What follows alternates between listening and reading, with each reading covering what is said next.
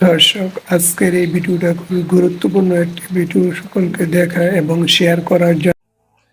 Fake news comment করার আগে আজ বাংলাদেশের ভাই বোনেরা বাংলাদেশের পোর্টালের একটি খবর দেখুন। যেই খবরের হেডিং কি বলছে, ভয়ঙ্কর ভূমিকম্পে ফের একবার কেঁপে উঠল ইরান। এই খবর প্রকাশ করা হয়েছে কালকে রাত 2টোর সময়। আন্তর্জাতিক খবরের কাগজপত্র তো আপনারা বিশ্বাস করেন না, যে ডকুমেন্টস আপনারা দেখাই, সব ডকুমেন্টস দেখেই আপনারা বলেন ভুয়া সংবাদ, ভুয়া নিউজ, ভুয়া রাম শ্যাম যদুর মধ্যে অনেক কিছু। কিন্তু আজকে আপনাদের দেশের পোর্টাল এই খবরের ভয়াবহতাকে স্বীকার করে কভার করতে বাধ্য হয়েছে যে কালকে ফের রাত 1টা থেকে 1:30টার মধ্যে ভয়ঙ্কর ভূমিকম্পে কেঁপে উঠেছে ইরান। আমি উচ্ছ্বাস প্রকাশ করছি না, আমি খবরের গভীরে গিয়ে আপনাদেরকে কিছু বিচার বিশ্লেষণ করে আসল কথাগুলোকে তুলে ধরার চেষ্টা করছি। ভুয়া সংবাদ প্রচার করে আমার কিচ্ছু লাভ নেই। আমার ইসরায়েল বা ইরান, এই যে দুই দেশ, এই দুই দেশের হয়ে আপনাদের ভাষায় দালালি করে সোকল কিচ্ছু লাভ নেই। আমি শুধু আন্তর্জাতিক স্তরের গভীরে গিয়ে খবরগুলো আপনাদের সামনে তুলে ধরার চেষ্টা করছি। কালকে রাত 1:30টার সময় ইরানে যে ঘটনা ঘটেছে তা ইরানের ভবিষ্যৎকে ভীষণ মাত্রায় ড্যামেজ করবে। ঠিক যেরকম ভাবে ইসরায়েলের উপর ক্লাস্টার বোমা ড্যামেজ করেছে, ঠিক একইভাবে ইরানের যেভাবে মেরুদণ্ডটা ভেঙে দেওয়া হয়েছে ইসরায়েলের পক্ষ থেকে, সেখান থেকে ঘুরে দাঁড়ানো কিন্তু বেজায় কঠিন। তার নমুনা হলো কালকের এই ঘটনা, যেখানে ইরানের ভূমিকম্পে রিক্টার স্কেলে মাত্রা দেখালো 5.1। নিঃসন্দেহে বড় ভূমিকম্প। 5.1 ম্যাগনিটিউড মানে বুঝতে পারছেন, আন্তর্জাতিক ক্ষেত্রে 5-এর উপরে চলে যাওয়ার মানেই বলা হয় একটা দেশ বিপদ সীমার উপরে আছে। এই বিপদ সীমা অতিক্রম মানে করলো কালকে ইরানের এই ভূমিকম্পের মাত্রা। এর আগে যে ভূমিকম্প দেখা গেছিল তার মাত্রা ছিল 2.2, কখনো 2.5 কিংবা কখনো 3-এর আশেপাশে। কিন্তু সোজা 5.1 রিক্টার স্কেলে যখন দেখায়, তখন এটা বোঝা যায় ইরানের ভূমিকম্পে মাটির তলায় এমন কিছু ঘটনা প্রবাহ ঘটছে যা আমরা খালি চোখে দেখতেই পাচ্ছি না। এবং এটা কিন্তু ইরানের ক্ষেত্রে অত্যন্ত বড় কনসার্ন। কালকে যেখানে ঘটনাটা ঘটেছে, আমি একাধিক ভিডিওতে বলেছি, ওখানটা কিন্তু ইরানের ক্ষেত্রে একটা নিষিদ্ধ একটা জায়গা হয়ে যাচ্ছে। কারণ নিউক্লিয়ার সাইটের উপর আক্রমণ ইসরায়েল যেভাবে চালিয়েছে, সেই নিউক্লিয়ার সাইটকে রেকটিফিকেশন করা আপাতত ইরানের পক্ষে পসিবল নয়। ইকোনমিক্যাল স্ট্রাকচার বলুন, মিলিটারি স্ট্রাকচার বলুন, কিংবা আন্তর্জাতিক স্তর যেভাবে ইরানের নিউক্লিয়ার সাইটকে এবার কড়া অবজারভেশনে রাখবে, সেই অবজারভেশন এড়িয়ে ইরান কিন্তু আপাতত নিউক্লিয়ার সাইটগুলোকে নতুন করে রিভাইভ করতেই পারবে না। রাষ্ট্রসংঘ সরাসরি এই বিষয়ে কমেন্ট করেছে, কিন্তু কালকের এই ঘটনার পর রাষ্ট্রসংঘেরও যে কিছু বলার আছে তা কিন্তু নয়। কারণ ইরান আন্তর্জাতিক পরমাণু সংস্থাকে তাদের দেশে যেতেই দিচ্ছে না, যারা বলেছিল যে আমরা গিয়ে প্রত্যেকটি সাইটগুলোকে দেখছি এবং ওই সাইটগুলো যদি কোনোভাবে ক্রিটিক্যাল কন্ডিশনে চলে যায়, সেখান থেকে রেকটিফিকেশনের একটা ব্যবস্থা আমরা করব, আমরা আপনাদেরকে সাজেশন দেব। কিন্তু ইরান কোথাও না কোথাও ইনসিকিউরিটিতে ভুগতে শুরু করেছে। তারা ভাবছে এই নিউক্লিয়ার সাইট যেগুলো তারা লুকিয়ে লুকিয়ে দিনের পর দিন বানিয়েছে, সেগুলোর আসল পর্দা আন্তর্জাতিক স্তরে প্রকাশ পেয়ে যাবে।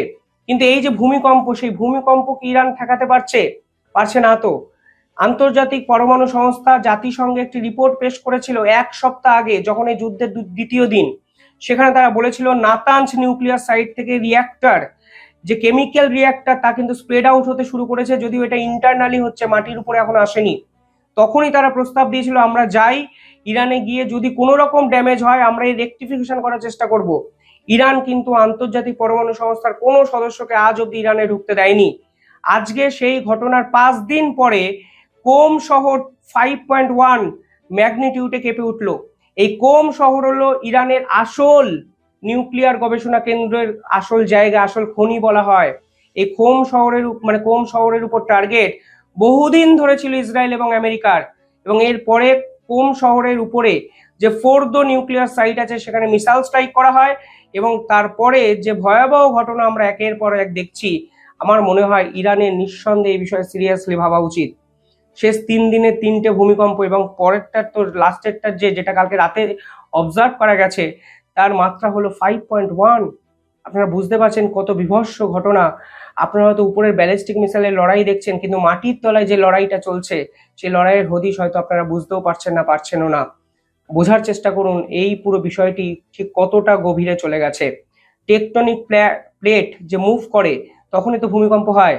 এই ভূমিকম্প প্রাকৃতিক কোনো কারণে হচ্ছে না, ম্যানমেড ভূমিকম্প। এবং এই রকম ম্যানমেড ভূমিকম্প বিশ্বের আগেও একবার দেখা গেছিল, কোন সময় আমি আপনাদেরকে জানাবো। তবে আসল খবর যেখানে বলছে সেখানে দেখা যাচ্ছে সাউথ ওয়েস্ট অফ দ্য সোমনাম, সোমনাম নামক একটি জায়গা ইরানের সাউথ ওয়েস্ট, সেই জায়গা থেকে কোম শহর অত্যন্ত কাছে এবং সেখানেই নাকি এই ভূমিকম্প কালকে দেখা গেছে।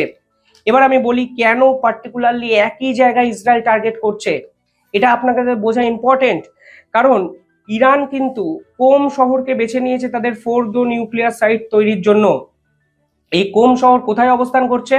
ইরানের রাজধানী তেহরান, এবং এই তেহরান থেকে প্রায় 100 কিলোমিটারের মধ্যে কিন্তু এই কোম শহর অবস্থান করছে। এই কোম শহরের কাছেই ফোর্থ নিউক্লিয়ার সাইট বানিয়ে দিয়েছে ইরান।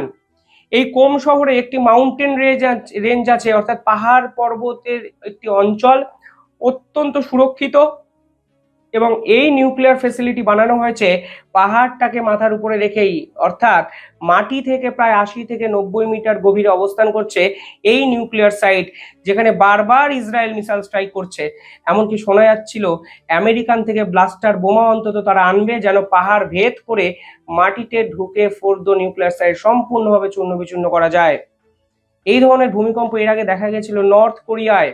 নর্থ কোরিয়া যখন সকলকে চমকে দিয়ে নিউক্লিয়ার টেস্টিং করে, তখন তাদের দেশের বিভিন্ন অংশ কেঁপে ওঠে। তখন ম্যাগনিটিউড কত ছিল জানেন? 4.6, কিছু জায়গায় 4 থেকে 6 এর মধ্যেও ছিল। কিন্তু 5.1 আমার মনে হয় সেই নর্থ কোরিয়ার বিভৎস স্মৃতি কিন্তু কালকে রাতে 1:30টার সময় ইরানে ফিরে এলো। পাশাপাশি সে সময় আপনারা যদি দেখেন 1 থেকে 2 টন নিউক্লিয়ার মানে যে রিয়াক্টর আছে সেই টেস্ট কিন্তু নর্থ কোরিয়ার দ্বারা হয়েছিল।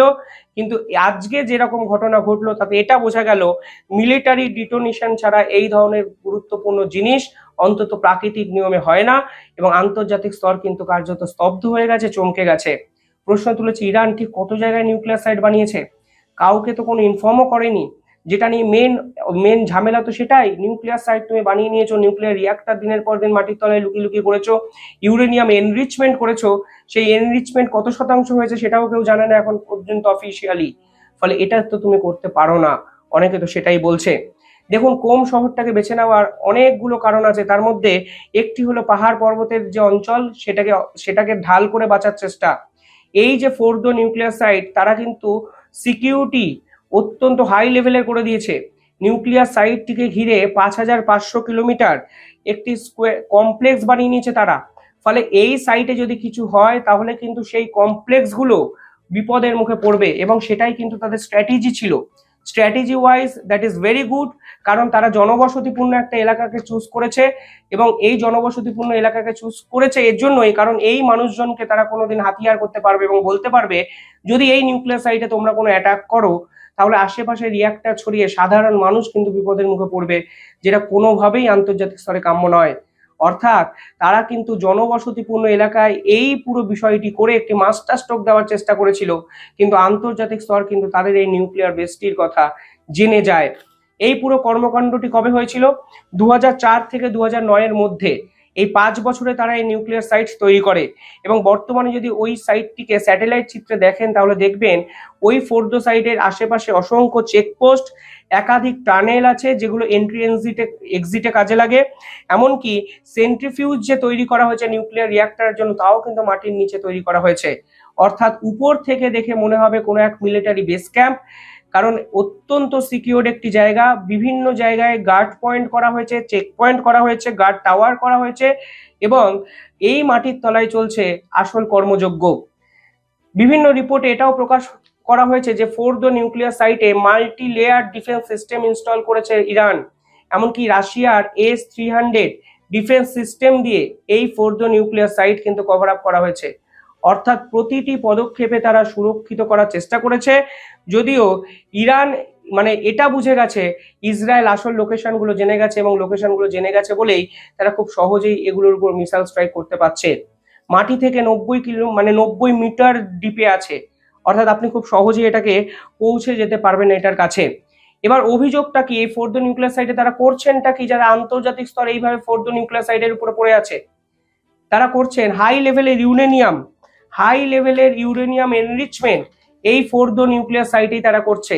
ইউরেনিয়ামের আইসোটোপ কি U-235, এই U-235 এই উন্নত মানের হাই লেভেল এনরিচমেন্ট তারা ইউরেনিয়াম এনরিচমেন্ট এই মাটির তলায় করছে। এমনকি এটাও বলা হচ্ছে যে বিভিন্ন ক্ষেত্রে এনরিচমেন্টের পরিমাণ তারা 60-70% করে ফেলেছে, অর্থাৎ আর 20% করলেই নিউক্লিয়ার বোম তারা তৈরি করতে পারবে।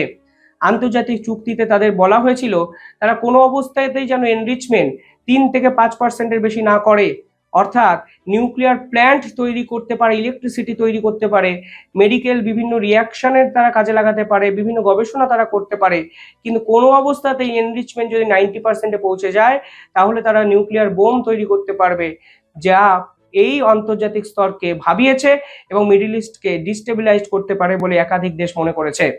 কিন্তু বর্তমানে তারা লুকিয়ে লুকিয়ে যে কর্মকাণ্ড করেছে এবং এখন যেভাবে প্রকাশ্যে এই পুরো বিষয়টি আসছে তা কিন্তু ইরানের ভবিষ্যতের দিকেও বড় প্রশ্নচিহ্ন উঠেই যায়।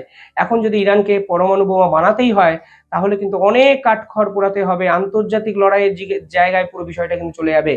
তবে তার আগে 5.1 ম্যাগনিটিউডে ফের একবার কেঁপে ওঠা ইরানের ভবিষ্যতের ক্ষেত্রে কিন্তু বড় সড়ো একটা ধাক্কা। মানে বিষয়টা কোনোভাবেই ক্যাজুয়াল একটা জায়গায় নেওয়া যায় না। একটা জায়গাও যদি বারবার 3 দিনের মধ্যে 2বার কাঁপে, তাহলে যদি বারবার একই জায়গায় ভূমিকম্প হয় তাহলে সেই জায়গাটা স্টেবিলাইজেশন নিয়ে বড় প্রশ্নচিহ্ন কিন্তু উঠে যাবে।